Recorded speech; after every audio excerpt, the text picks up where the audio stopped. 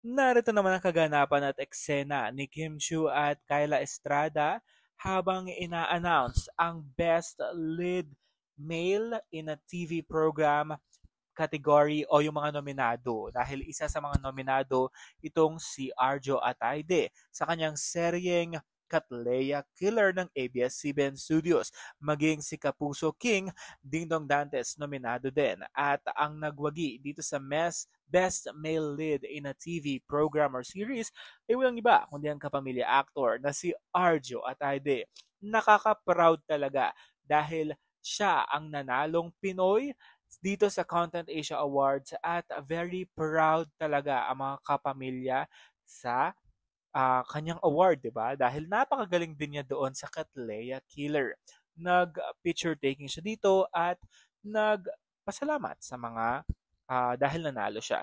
Narito naman ang kaganapan ni na Kim Chu at Kyla habang nagchichikahan.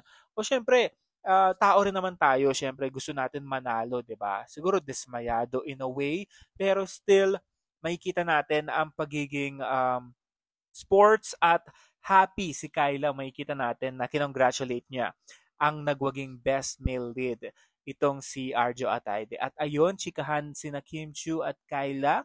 At makikita rin dito sa litrato o sa screenshot na ito na pumapalakpak sila at ihahag ni Kim Chu si Kyla Estrada. Dahil still, they made it. Nandun sila sa Taipei, Taiwan at nag-present sila, nominado sila at syempre proud tayo bilang Pinoy na sila ang mga nominado dito sa Content Asia Awards. Doon pa lang sa pagyakap ni Kim Chiu kay Kyla, ramdam na ramdam natin na syempre malungkot tayo, no? Pero happy at good vibes lang tayo. Still, congratulations pa rin kina Kyla and Kim Chiu.